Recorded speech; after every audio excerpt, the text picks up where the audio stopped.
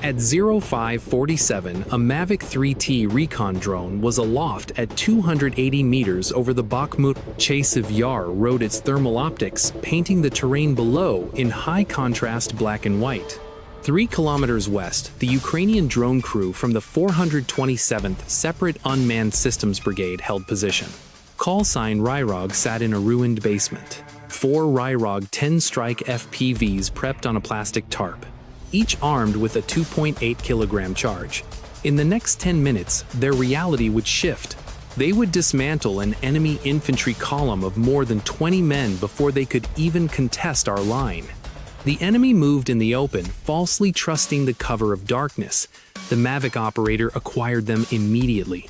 At 0548, the thermal feed displayed a ragged line of heat signatures moving at walking pace. Moving around 4 kilometers per hour, they had 0 vehicle escort, no tactical dispersion, and no flank security. No overwatch. They had departed a staging area east of the Bakhmut ruins prior to 0530. At 0530, they pushed west down a dirt road toward Chasiv Yar, over 20 infantrymen on foot. They were strung across 200 meters, towing a quad bike on a trailer near the center of the column. This was their mobility reserve for the final assault. Right at the center of that formation, the trailer stood out. A bright rectangular heat signature dragged by 2 soldiers, its engine still warm from recent use. Our operator marked the lead element and immediately transferred the target coordinates to our strike cell. The distance from our launch site to the target was 8 kilometers. At 90 kilometers per hour, a Ryrog-10 covers the distance in 5 minutes 20 seconds. At its maximum speed of 115, that transit drops to 4 minutes 10 seconds. Factor in 2 minutes to deploy. Pull the drone hook up the battery, establish link, and arm the warhead. Total time from command to first kinetic impact runs between 6 minutes 10 and 7 minutes 20 seconds. The target was moving at 4 kilometers per hour.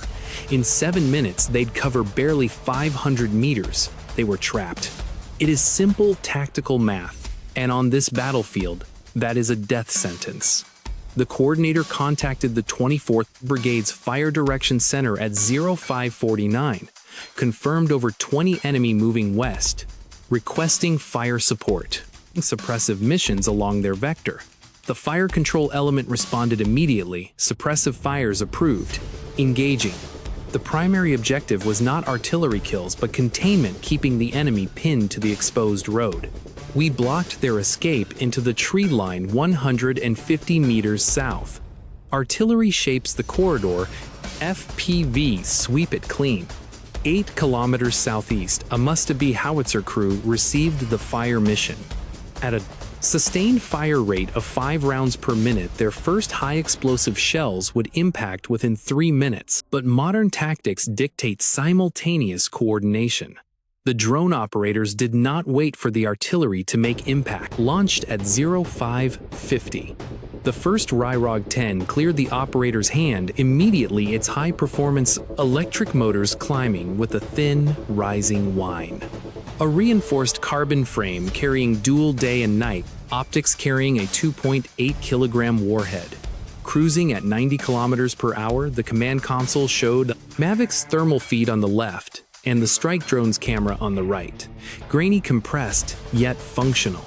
It could track moving assets, but not resolve individual faces. The platform climbed to 60 meters and leveled off head northwest along a flight path masked by the ridgeline for the first 3 kilometers. Cruising at 90, it would enter corridor around 0555. 5 minutes and 20 seconds. That was our window. The enemy kept marching. At 0552, the first shell hit 80 meters south of the road, throwing a column of dirt and smoke. The tactical effect was immediate. The enemy formation compressed. Soldiers who were at 10-meter intervals closed to 5. Their trailer slowed. Two rear soldiers dropped flat, then panicked and ran forward to rejoin the group. The second impact occurred 40 seconds later, 60 meters to the north. The column was now effectively bracketed. Threat to the south, threat to the north, trapped on the road. All dispersion options were gone. Their only movement was forward or backward along that exposed dirt strip, and our Ryrog-10 was already 5 kilometers downrange. This is where tactical inevitability took over. An infantry column moving at 4 kilometers per hour on an open road requires at least 2 minutes to reach cover, whether a tree-lined ditch or ruined structure. But our artillery had already sealed those exits. The shells were not targeting the men, they targeted the exits. Every impact landing 60 to 80 meters off-road was not a miss. It was a tactical wall. In my experience, scattering that column was suicide. Shrapnel would shred them in the open. But they couldn't freeze. At 280 meters up, they were fully exposed. And you cannot outrun a 90 km/h drone. At 0554, the Ryrog-10 cleared 3 kilometers from the target. The operator initiated terminal adjustments. Nose pitched down trading altitude for velocity. On the screen, the FPV feed sharpened with lethal clarity. As range closed, the Mavic thermal feed confirmed my tactical assessment. The enemy remained bunched up on the road, shuffling west at a crawl. Then, at 0555, the Ryrog-10 commenced its dive. The angle was steep. At nearly 50 degrees, this vertical plunge minimized the target footprint while maximizing the downward blast cone. The target trailer filled the feed for under 2 seconds. On its bed, the quad bike stood out. Its handlebars cast a sharp thermal shadow on the bed. Impact. A 2.8 kilogram warhead detonated. The quad bike disintegrated, and the trailer frame buckled instantly. It flipped, creating an instant roadblock. Debris erupted. The 2 lead soldiers pulling it were thrown clear. Their primary mobility asset was destroyed. To make matters worse, the second Ryrog-10 was already airborne. This initial kill completely altered the battlefield geometry. Originally, they were a dispersed line moving forward. They had maintained proper tactical spacing. But once the blast hit, their cohesion shattered completely. The vanguard fled west toward cover 600 meters away, while the rear element panicked and bunched up. They clustered around the wreckage, paralyzed by indecision. In warfare, that kind of compression is fatal. It created the perfect target for follow-on assets. The second Ryrog-10, launched at 0552, arrived. It reached the kill zone at 0557. The rear group had packed 8 to 10 men within 30 meters. They were static, tending to casualties near the burning wreckage. At this point, the pilot needed no precision. Proximity alone would do the job. The drone plunged, detonating at ground level with devastating effect. Back in the command basement, the third pilot prepped our final Ryrog-10. Only 1 battery remained. Aerial surveillance showed the survivors sprinting west, thermal signatures stretching toward the edge of the town. The third Ryrog-10 launched 90 seconds later, hunting down that lead group. They had covered 200 meters from the blast site, desperately pushing for the safety of the urban outskirts. But running 200 meters on foot takes a full minute. A drone closes that gap instantly. It took 8 seconds. Impact. 3 casualties. The survivors scrambled into a drainage ditch north of the road.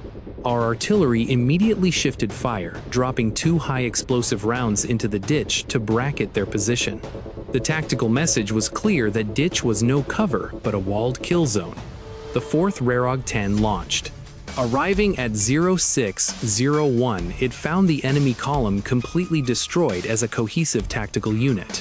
Scattered survivors crawled in panic, while our overhead drone tracked every heat signature with cold mechanical patience. The pilot targeted 2 men who had reached a tree line 50 meters south, the very area our artillery. We held this final drone back, biding our time and assessing the terrain before committing. The pilot circled 80 meters up, executing a wide spiral and a deliberate lock-on as the video feed stabilized. The camera locked onto 2 targets crawling through the brush. At 0601, the drone dove. In its final dive, the thermal feed sharpened on 2 prone targets. The warhead detonated directly between them. The spotter keyed his radio mission accomplished, column neutralized. By 06:05, the action ended.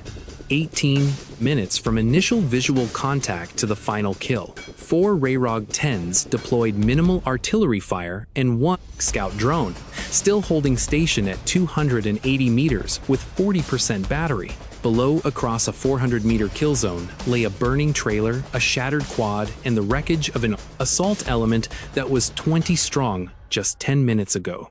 This operation did not fail due to They utilized a standard approach, maintained correct spacing, and used darkness to minimize visual detection.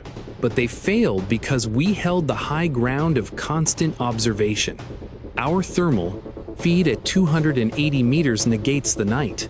Our rapid FPV deployment outpaces any infantry reaction.